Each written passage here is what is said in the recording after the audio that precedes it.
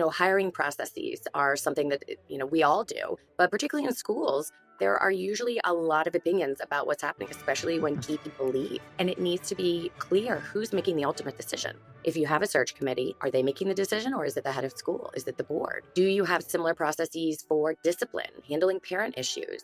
That this predictability is something that people will learn to trust. And so there will always be hard situations. But if people feel that this is a transparent process that's predictable, they won't feel suspicious.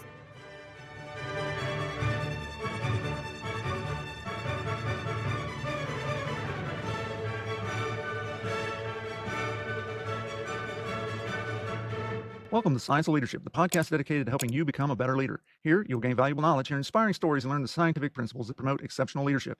I'm Tom Collins, your host, and I'm thrilled to have you join us on this journey to becoming a better leader. Today, I'm excited to have Amanda Riegel on the podcast to discuss why transparency is essential for great leadership.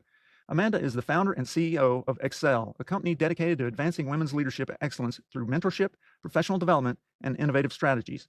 With years of experience guiding executives and organizations towards success, Amanda understands firsthand how transparency builds trust, enhances decision-making, and strengthens teams. Transparency is often discussed as a leadership buzzword, but what does it really mean in practice, and how can leaders cultivate transparency in a way that strengthens rather than undermines their teams? Stick around as we explore these questions and more with Amanda Riegel. Amanda, welcome to the Science of Leadership. Thank you, Tom. I'm happy to be here.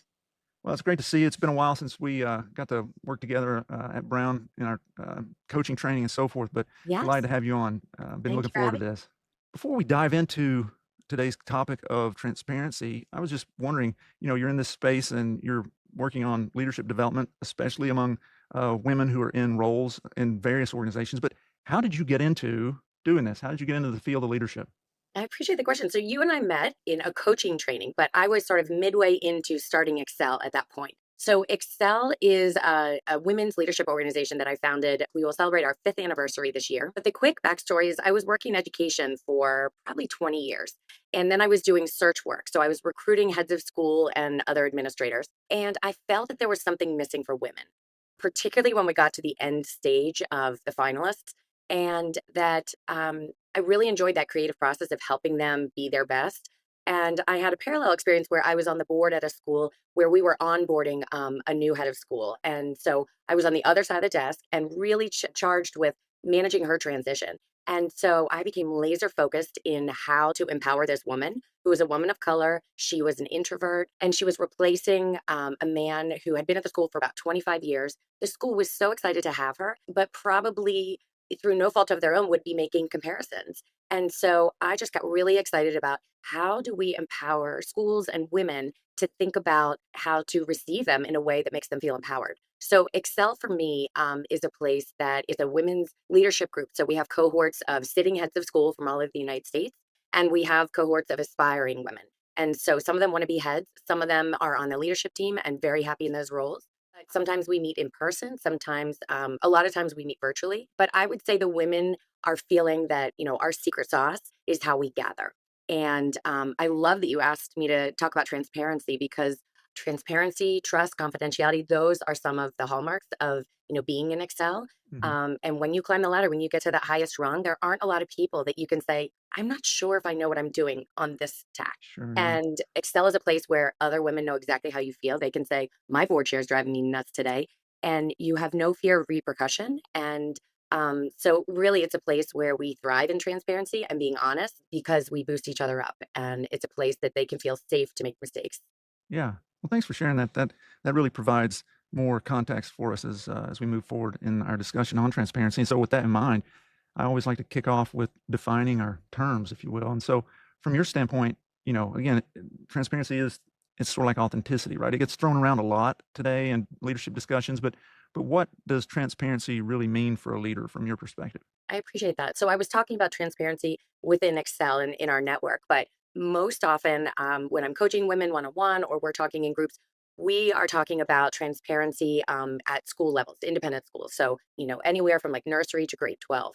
And the most important relationship in those schools is between the board chair and the head of school. And there should be, no light in between the two of them, that they are in lockstep.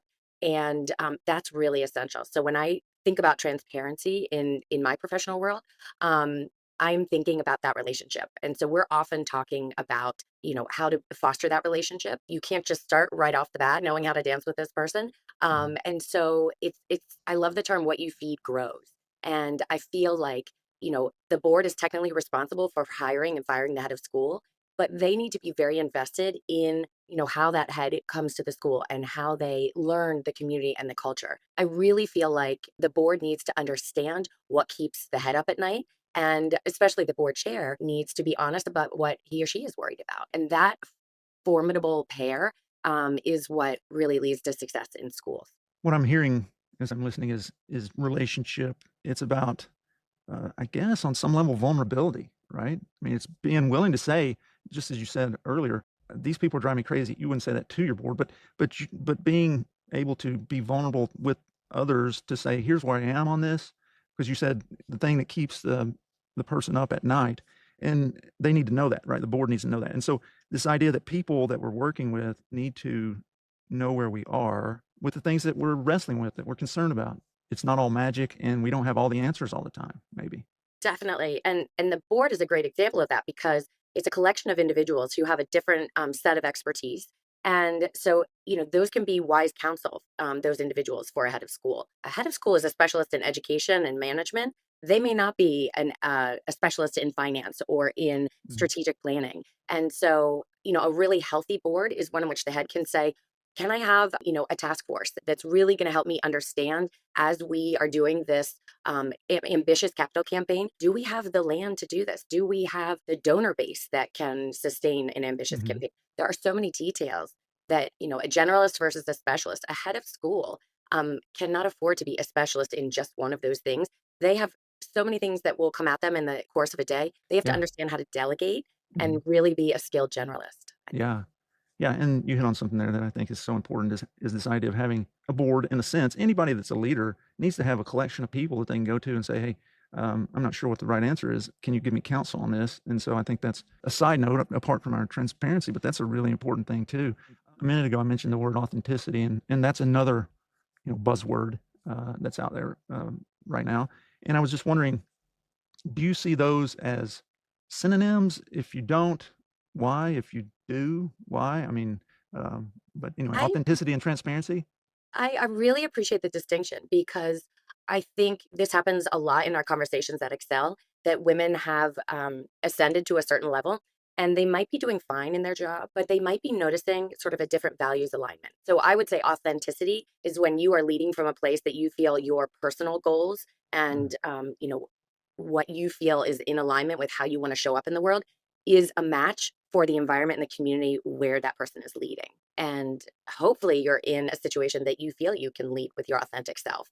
I think what happens oftentimes is heads are nervous to be vulnerable and be fully transparent because they are worried that it will be used against them.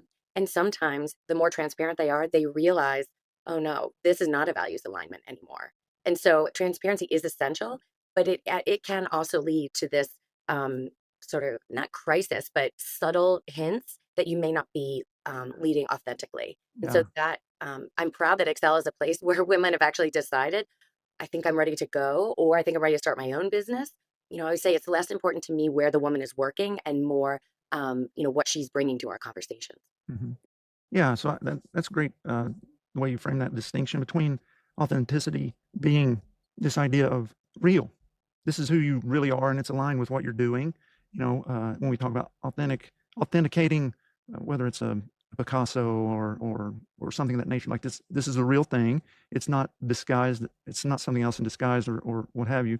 Versus transparent, we think of see-through, right? Like, okay, I'm not shrouding anything here, right? And so I think that's really, really great. As you think back on your career, do you have a story that kind of demonstrates what transparency really looks like in a leader? I can. So, very often, heads of school inherit situations. In a perfect world, they would have, a fantastic leadership team. There would be no one that they needed to clean house. The budget would be balanced. Those things don't happen all the time. I am thinking of a situation where a head of school knew that there was a deficit budget, and but you can imagine coming in and needing to freeze salaries would be a really difficult sort of first year proposition. But I was really impressed with this head of school who from day one, built trust with the community and didn't just sort of give the highlight, we're in financial trouble, but really opened the curtain and said, let me walk you through our school's budget and how we, get to a balanced budget. And so I think there can be assumptions that people just understand, hey, kids pay tuition, it all sort of comes out in the wash, we get paid as faculty members, and they don't always understand, the big picture. And so in this case, the head of school had to freeze salaries in the first year and had to boost enrollment in subsequent years. But I believe that because this head had done a wonderful job being transparent about the process and how the business of schools work generally, as well as, okay, and these are the issues we're dealing with at our school, the faculty could swallow that hard pill in the first, couple of years. And the another thing I'll add is, admissions, sales and other businesses, but, having students come into the building can be an interruption if you're teaching and you have, people coming through. But if your teachers understand that enrollment is a big driver of their salaries, of the success of the school, they will be a part of the ambassador, team Mhm. in stopping, describing what they're doing with their students. So you just see so many benefits to being transparent about, what you're inheriting and where you want to go. Yeah. Thanks for sharing that. It reminds me of multiple experiences in my own career, but certainly a time when I was leading this program and things were going great guns. When you're being highly successful in something, there becomes this expectation. Maybe it's expectation that I've imposed on myself, but expectation that exists, right? And that we have to keep advancing and improving and growing. There's this pressure that comes with that, right? And and then as an organization is growing, whatever you're doing, when you're successful, it tends to grow. Hmm. And that just becomes more responsibilities, more things that you're taking on. And this gets to delegation, this point I'm making, but too, but it's really about transparency, thinking on some level that nobody else knows that you're in the situation, right? Like the people that you're leading, somehow they see you as superhuman. And I remember being working with my team and getting to a place with one of them, I felt like I couldn't keep up, and I finally had to admit that. And it was a moment where it was like, well, it's about time you've come to that realization. Now we can help you, right? And so then suddenly, there's this relief, and you can start delegating because I thought that they thought I had it completely together, right? But they could look and see that you're struggling, but then they don't wanna kind of impose on you or inflict some Yeah. kind of psychological injury when they say, "Hey, we see that you're struggling here," right? So maybe there's some distance there. And then that transparency, that moment of being forced to admit, I'm struggling here with this and need some help. Well, it's about time, that you and then suddenly boom, the whole thing, everybody comes together and so on. And that was early in my career, when that happened, but that transparency and just and now I tend to be extraordinarily transparent with those sorts of things. There are other things that I'm still learning about and growing in, but that certainly, and that's also helped me tremendously with delegation because when you're transparent and people see that you where you are and what you're trying to do and the fact that you do need help, delegation isn't you dumping on them. It's them actually being able to help in this mission. So I find that from my own personal experience, having screwed it up, in the past, that really is beneficial. I love that story, and it reminds me, I mean, I think we're both high achievers, but it is the moment where you sort of let the pressure out. I will share, I think that's what Excel women have said is one of my greatest strengths is that I am not afraid to laugh at myself. I'm not afraid to lead with vulnerability. And then people will say, oh, okay, that's what we're all about. Wow, she just shared that thing. She went there. Okay, I guess we're going there. Yeah. So often I'm doing that. But I will say that I was just diagnosed with ADHD 5 years ago, and it coincided directly with starting Excel. And my dad still doesn't believe it. He's like, "You did all of these things," and I said, "But I was, that duck, calm on top, but swimming underneath." And it was the most empowering thing about leadership is to realize I have issues with short term memory. Go figure. There is a reason why I need to be reminded about things, or it needs, organizationally. And so being able on our small team to be open about that was a game changer and realize Yeah. I can hire for that, or we can, figure it out on our team. And that the release of realizing you don't have to be good at everything and you're going to have a much stronger product. Actually, if you do, Yeah. those specialists, you could not have told me that in my 20s or 30s. It was not until all of Excel was there and I had to sort of blue sky dream. I was really good at being on a team and tackling a to-do list, but Mhm. having a blank slate. And I said to the doctor, how in the world did this happen until now?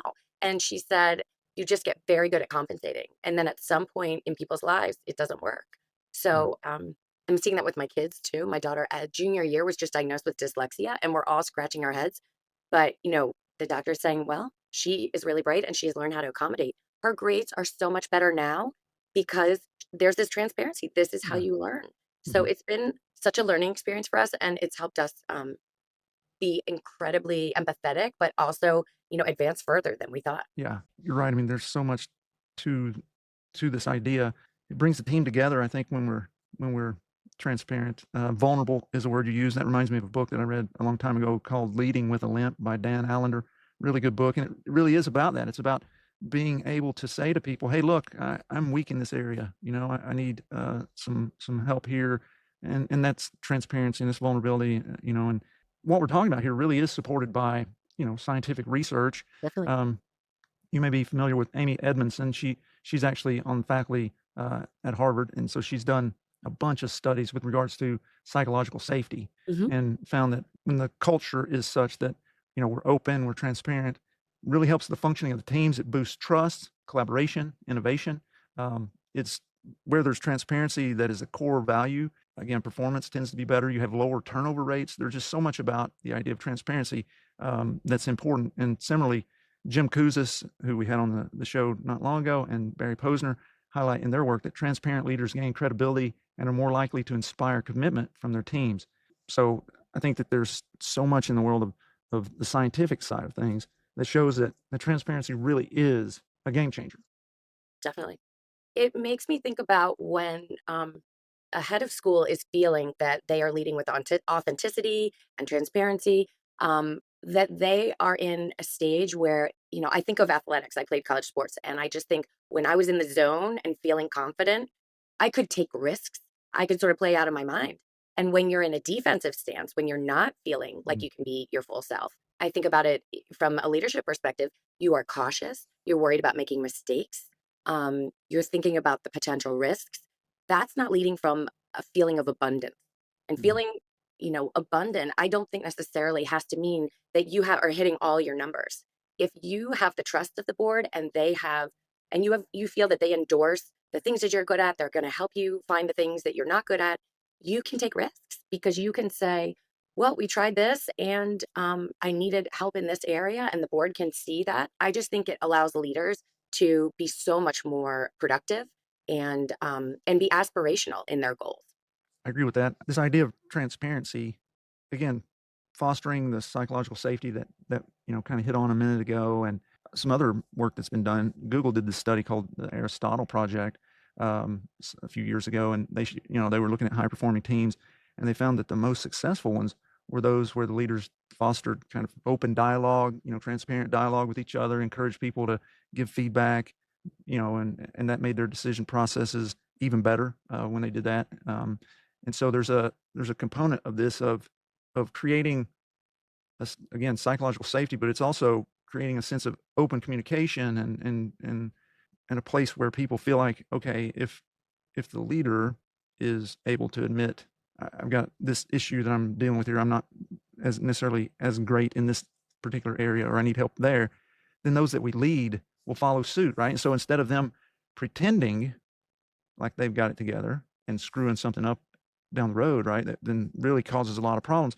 Then they can say, I need more help in this area. And then everybody can really function more effectively, because just like playing sports, you have people who are in different roles, and you have different roles for a reason, because one person's really good at defense, one person's good at offense, one's good at passing, one's good at playing the entire field, whatever it may be.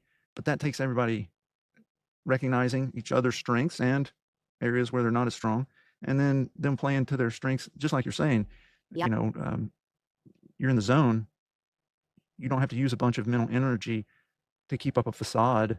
for sure. And I think about teamwork, and I think about where I see parallels in the school world. Again, that's my specialty. And the leaders who people rave about, independent school world is small, but the ones that they say, "Oh, I'd love to work for that person," I think that they have practices. I don't think they're just nice people. They dedicate themselves to getting to know their teams. And so it's not just let's talk about work and what are your goals, but they have regular communication one on one. They make time.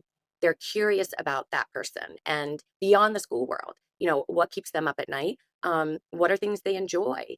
And so those are connections that are important to make. But I think just in the way they're communicating, that there's some key practices. I think predictability is really important. Do you have a regular meeting every week, every other week? Hiring processes are something that we all do, but particularly in schools, there are usually a lot of opinions about what's happening, especially when key people leave.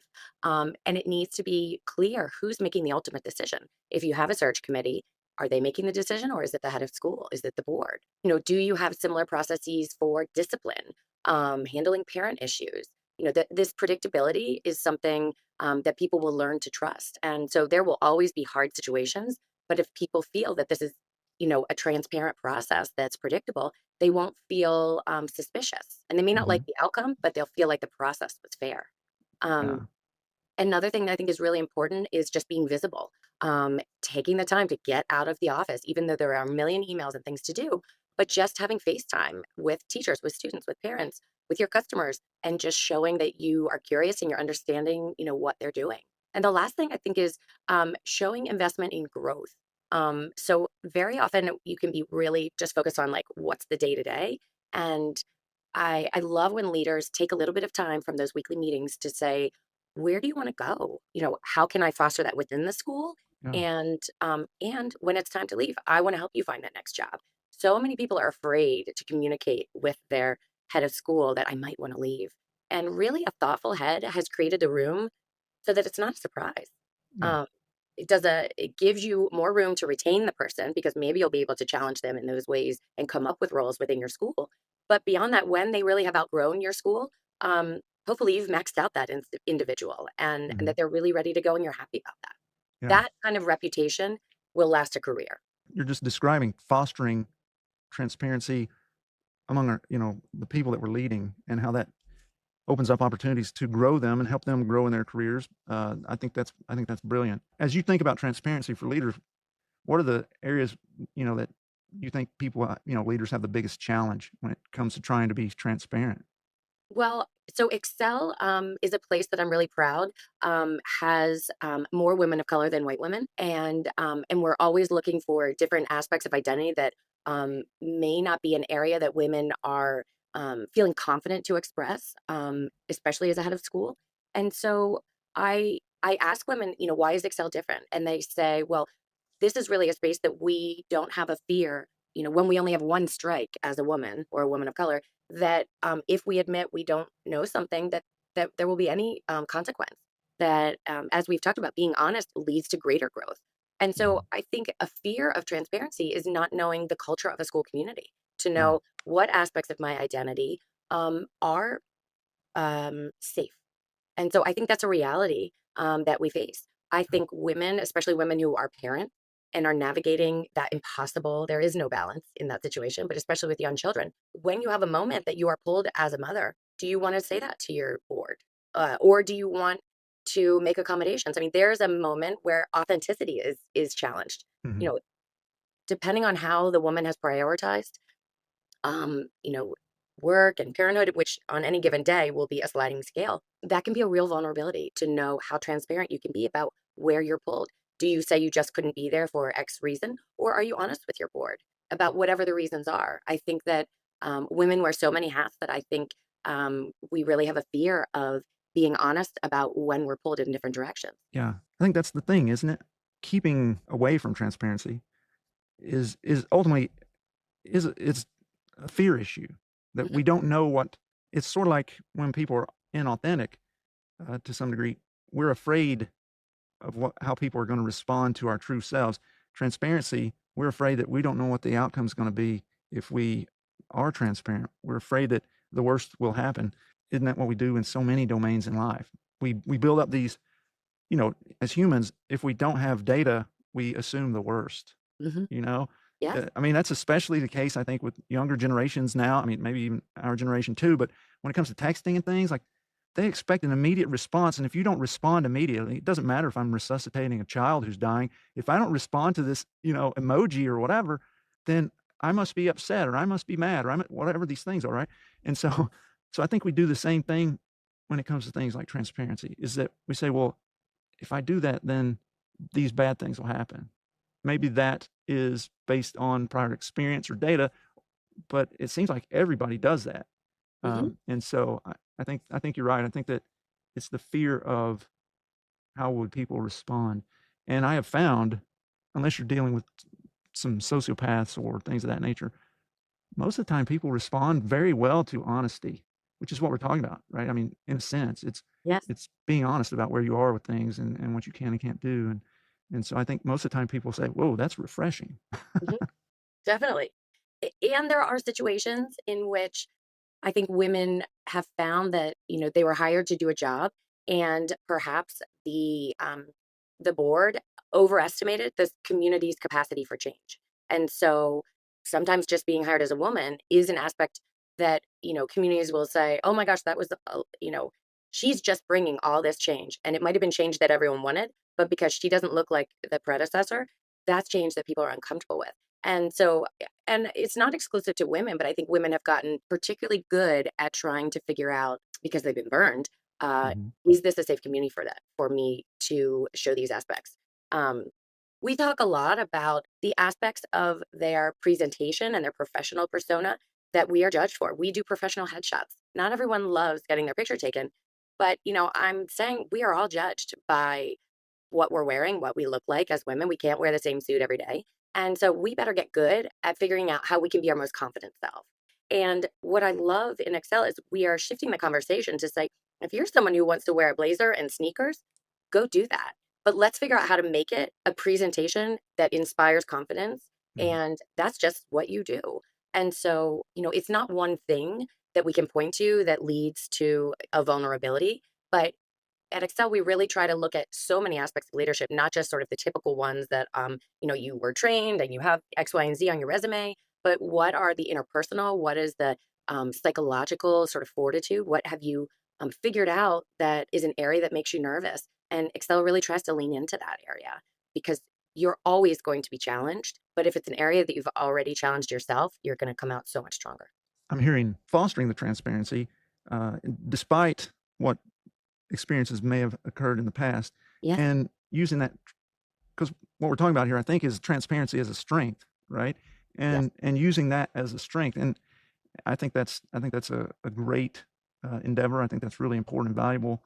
I think as I've thought about transparency, so I have a tendency personally to be an open book kind Mhm. of person a lot of times, and I think it's probably worthwhile for me to just state to the those listening that transparency doesn't necessarily mean exposing every detail, Yes. right? Yes. Because then that can create confusion among those people that we're leading. It can create Mhm. panic. It can create all these sorts of things. But anyway, that was just floating around in my mind too. I thought Yes. better say this outright. Yeah, it reminds me of, leading during the pandemic. I mean, there was an Mhm. impossible situation, Yeah, and I think school leaders particularly had to be learning on the job. They became, you know, sort of, doctors. I mean, they often had to be ahead of the science and be able to communicate a plan that would instill confidence. And, because these are tuition driving schools, so these parents who are paying a lot of money are terrified. None of us knew what was gonna happen, and particularly when I think it was determined that going back to school and being in person is so much better for kids. That was a mental leap for a lot of parents. And so leaders could not say, "Hey, we just put this plan together last night. We're hitting and hoping here." But that's actually what they had to do. And so they mhm, had to fake it until they made yeah, it. No one knew what they were doing. And I would say, even where you usually have professional sort of generosity and like snow days, "Hey, are you guys going to close?" That kind of thing. yeah, In this, every community was different, mhm, and, if you had lots of land and, you could come back a lot earlier, but if you were a city-bound school that only had so many square feet, there were standards that you couldn't yeah, reach, and so parents are paying all this money. Is it just bad luck that in this situation your kid would not get to, go? So there's all of this spinning that Yeah. teachers had to do, leaders had to do. Hmm. So it can be very hard, but you cannot be completely transparent about things that would make people panic. That leads me to a question. I mean, how can we? You may not know this may be a rhetorical question, but it's something Mm. that we need to think about, right? But how do we find the right balance between being transparent and open and maintaining necessary discretion? Any thoughts on that? Well, I think it grows over time. I think Hmm. that understanding culture, I think there's a term, culture eats strategy for breakfast, that, Hmm.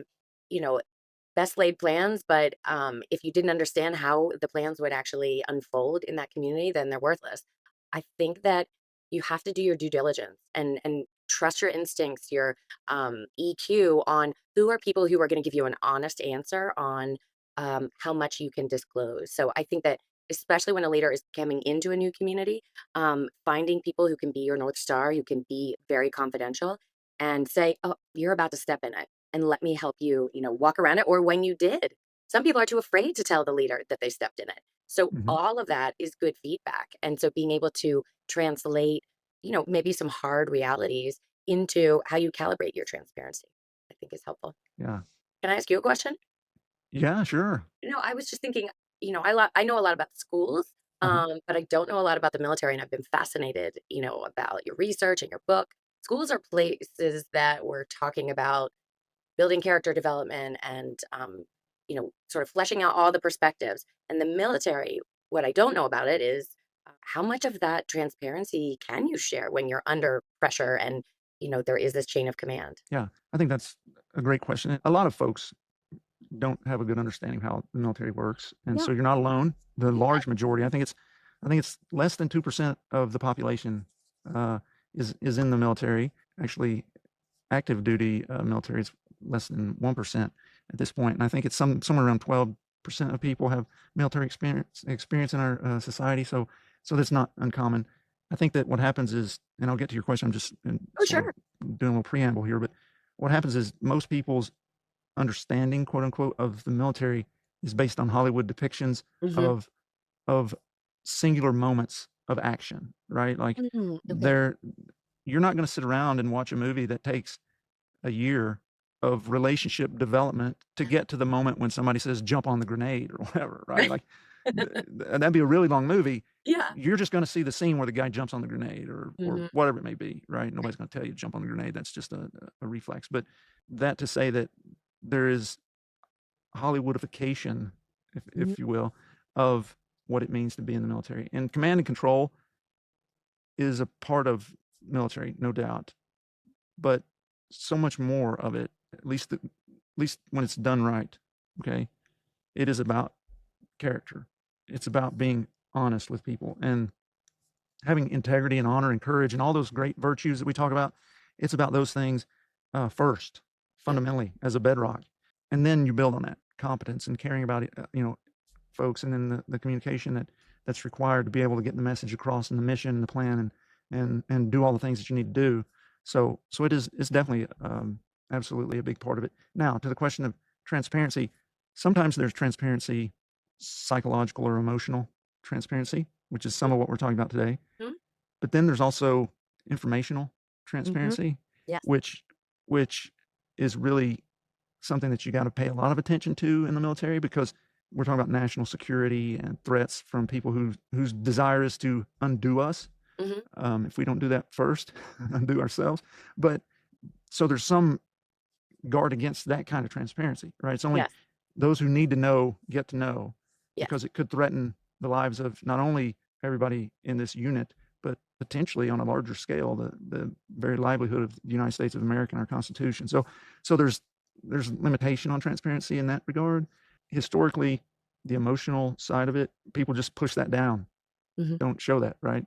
But I think that the reason that people do jump on the grenade or they do storm the fort or whatever they're doing is because of relationships Yep. and belief in the people that are leading them. And to do that, they have to believe that you're a person of character and that you're worthy of being followed and that the mission is worth dying over. Yeah. And so I think that transparency in that regard is really important. Is somebody going to follow you if you're just sitting around, boohooing or whatever?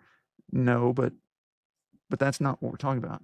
We're talking Yeah. about being honest way before that to say, "Hey, I'm in a bad place, and we all have rough goes," and those sorts of things, as opposed to, you know, "I'm infallible," and that sort of thing.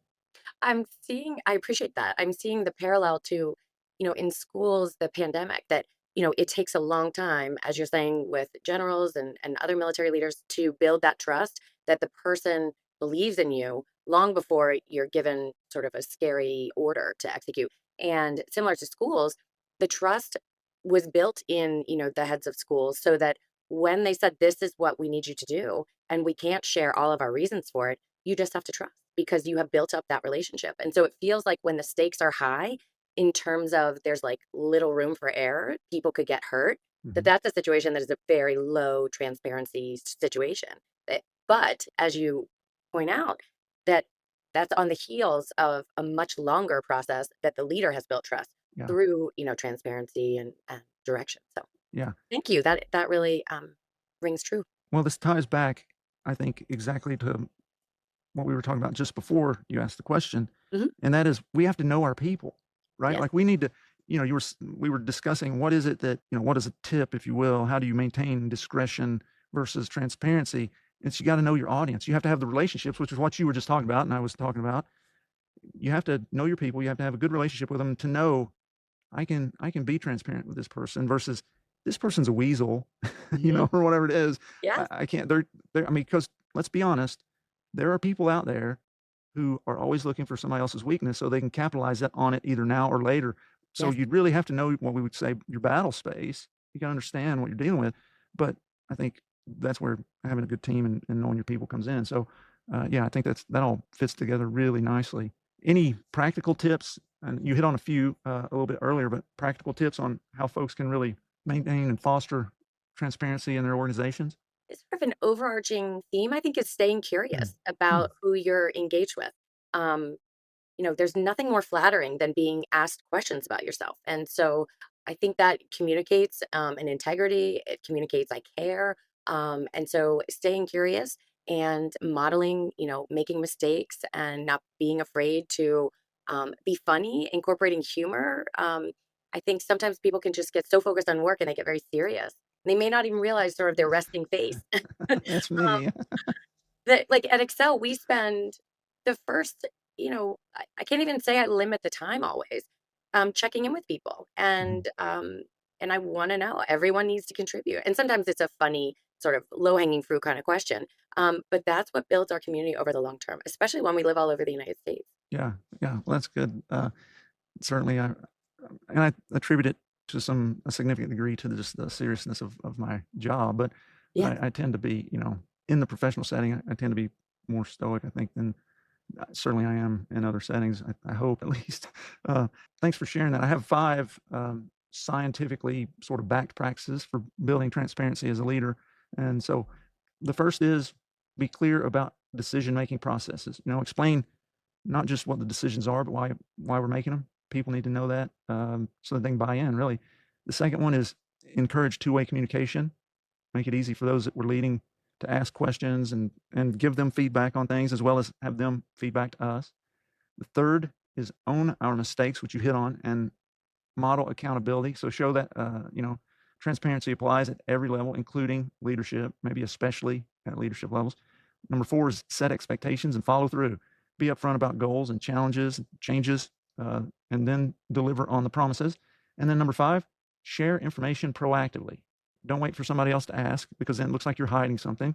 Communicate it early and often. So those are the 5 scientifically backed ones from the literature, at least. They sound great. Something just occurs to me that I'm trying to improve more in my leadership is to take my time. I think Mm. very often when people are coming, coaching situations, asking for advice, um, I want to provide a solution. I think just reminding myself to take a beat, that nothing is usually requiring something in the second, and that communicates to the person, I'm going to think about this. I care about this. I'm not just going to sort of give you my knee jerk reaction. Um, that I think that also builds trust and transparency in teams. But it's certainly something I'm working on. But I'm usually rolling late to things, coming in hot, and so I'm really trying to slow things down and take a beat. Yeah. Well, it's been a great discussion from my perspective. Hopefully, you've enjoyed it too. Yes, I've loved it. Thank you for having me. Yeah. Well, thanks for being on the Science of Leadership today. Thank you for joining us on this episode of the Science of Leadership. We hope today's discussion has inspired you and given you valuable insights to help you become a better leader. Remember, leadership is about helping those we lead do great things. It's a journey of continual growth and learning. When we embrace that journey with curiosity, courage, and humility, we can confront challenges, overcome barriers, and foster environments where everyone can succeed. If you enjoyed today's episode, be sure to follow or subscribe, leave a comment, and share it with others who are passionate about leadership. Until next week, keep leading with character, competence, caring, and communication. This is Tom Collins. Let's keep growing.